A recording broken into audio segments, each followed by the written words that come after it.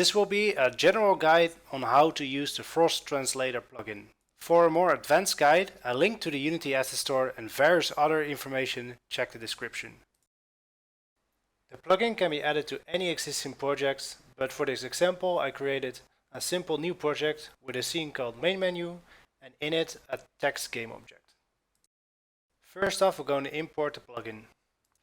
This will add all the necessary files to your project. Once imported, you must first open the Frost Translator window by going to Window, Frost Tools and then Frost Translator.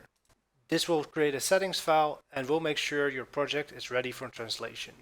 We will then have to add our main menu scene to the build options, as well as our plugin scene called Language Init. The Language Init scene must be the first scene loaded in your game, as this will initialize the language data. For this example, the second scene we want to load is our main menu scene. So in the Frost Translator window, we'll set the main menu scene as a scene to load after init. Then, if we open the inspector again and click on our text game object, it will auto add the translator indicators and the translator component. The translator indicators are to show the developer that the text will be translated once the game runs. You can simply deactivate the translator component with the button if you don't want certain text, like scores, to be translated. We will be using Google Docs to edit our translate data. You can find a link to the template in the description. First, copy the template to your own Google Drive so you can use it. The layout of the template is as following and should not be changed. These are your translation languages. You can add as many language columns as you want, but there needs to be at least one. This is the identifier row. We use the identifiers to translate text in Unity. These identifiers need to be unique for every entry. This is the actual translation data of each identifier for each language to which text in your project is translated. Lastly, the rows with the hash symbols are headers and are ignored by the plugin.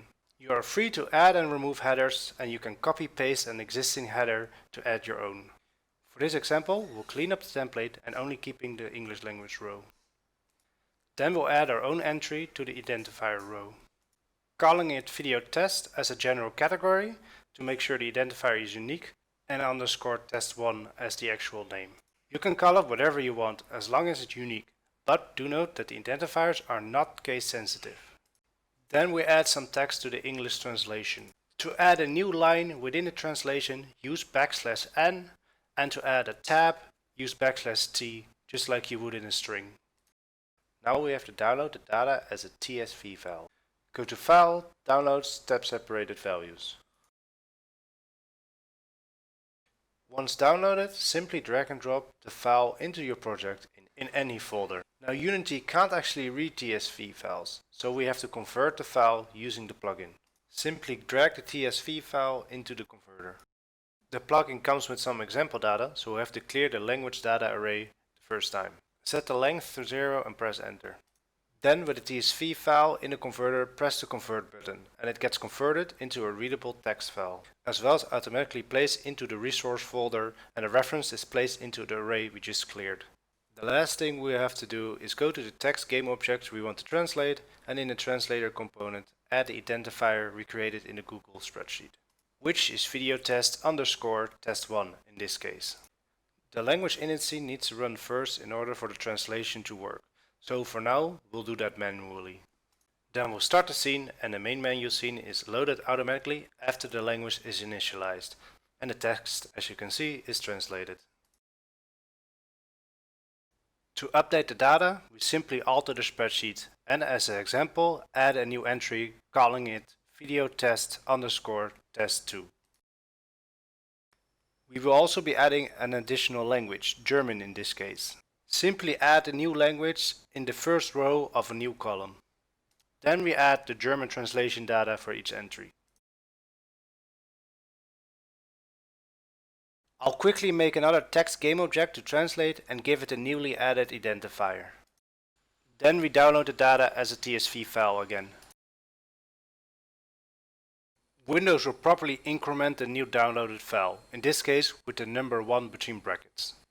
You don't have to worry about this as the plugin recognizes this. Simply follow the same steps as before by placing the file in the converter and it will overwrite the old file. Now we start the game in the language init scene again and see the changes.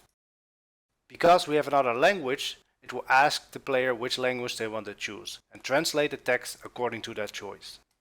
We can see here the English translation with our new entry, and if we reload, you can see the German translation. In the settings of the Frost Translator window, you can change if the game should always ask to set the language or save the player decision. By default, it saves the player decision and only asks if there's no language saved.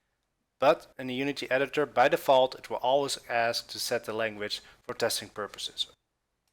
In order for the player to change the language when the game runs, add the prefab called Change Language button to the scene. Drag it in and assign the main camera. You can see that it has added a new button here in the scene. And as you can see, now the player is able to change the language in runtime. It is a bit weird, however, that the text components of the main menu stay visible when the language select menu is opened. To fix this, use the Hide on Language Select component on any game object you want to hide when the language select menu is opened. Now everything will be hidden when the language select is opened and shown again when it's closed. Now, as you have seen, it's a bit of a pain to manually load the language init scene every time you want to playtest. You can instead use the Force Language Init prefab in Unity to speed up the playtesting process. It only runs in Unity and not in the build, and will load the language init scene, then load the same scene again you started in, and it will never run when a language is already selected. The last thing I want to show you is the README section and the tooltips. In the Frost Translator window and any component of the plugin, you will find a README section. Here you will find a detailed guide on how to use the plugin, as well as a lot more details about the various components, prefabs and specific functions, and some handy links. Additionally, any text with the eye icon can be hovered over with the mouse when the project is not running, and will give a detailed tooltip. Lastly, any component and prefab of this plugin will have a short description of what it is and what it does. And that are the basics of the Frost Translator plugin.